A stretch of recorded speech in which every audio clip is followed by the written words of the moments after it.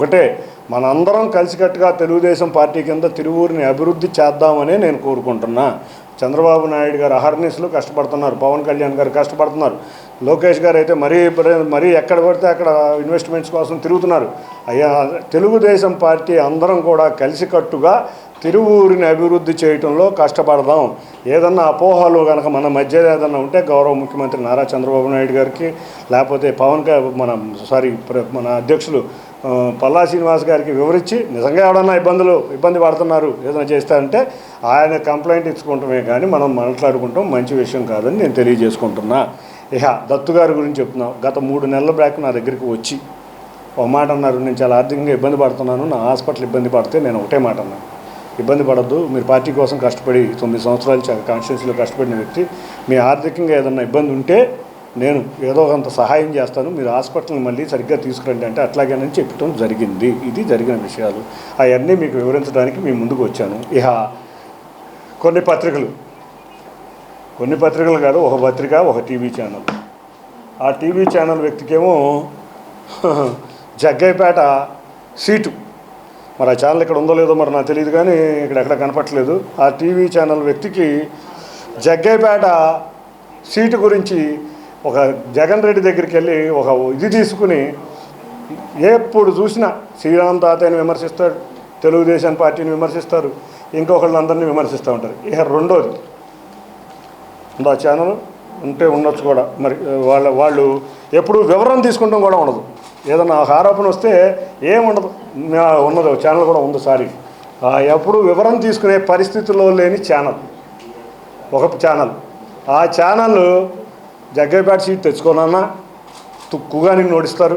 అంతేకాకుండా నీకు ఏదన్నా అభిప్రాయం ఉంటే ఎదుట వ్యక్తుల గురించి రాసేటప్పుడు తాతయ్య గారిని విమర్శిస్తావు, రఘురాం గారిని విమర్శిస్తావు, చంద్రబాబు నాయుడు గారిని విమర్శిస్తావు, లోకేష్ని విమర్శిస్తావు. నీకు ఇదేమీ కర్మరా బాబు అని నాకు ఒక ఫీలింగ్. తప్పకుండా నువ్వు ఒక మంచి వ్యక్తివే, ఎక్కడన్నా ట్రాప్లో పడితే భయించి బయటికి రావాలని కోరుకుంటున్నా. రెండోది సాక్షి, ఇదొక కరపత్రం. ఈ కరపత్రం ఈ మధ్య నా మీద ఒక ఆర్టికల్ రాసింది, ఎమ్మెల్యేలపై బొసగొడుతున్న కాల్ నాకు అంట. నేను టెలిఫోన్ ట్యాపింగ్ చేశానంట. బాబు ఎవరు రాశారు కానీ వార్త, నిన్నైతే మేము వదలం, నా పేరు కూడా పెట్టావు, నీ అదృష్టం కొద్దీ నా పేరు కూడా పెట్టావు. ఈ వార్తలో నేను గౌరవ శాసనసభ్యుడు, మా మాజీ కేంద్ర మంత్రి, మా మార్గదర్శి సుజనా చౌదరి గారి ఫోన్ ట్యాప్ చేశానంట.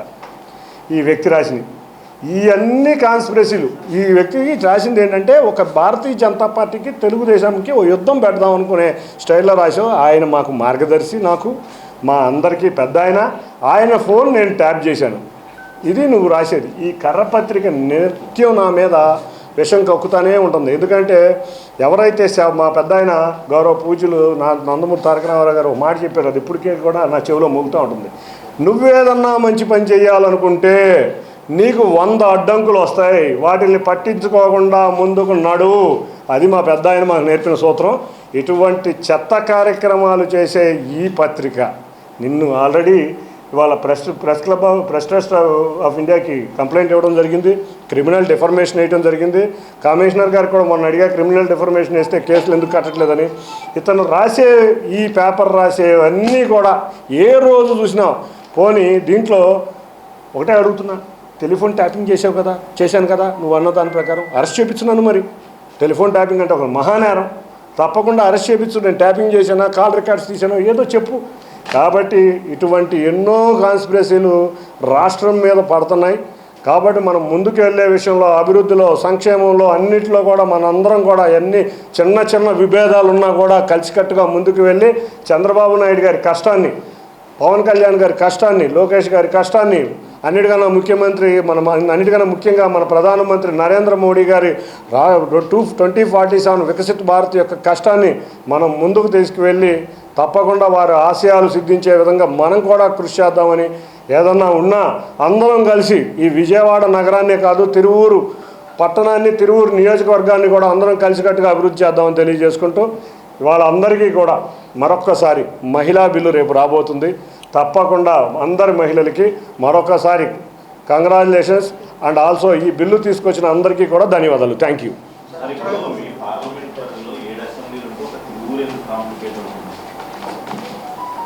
తిరువూరు బాగేం కాంప్లికేషన్ కాదు.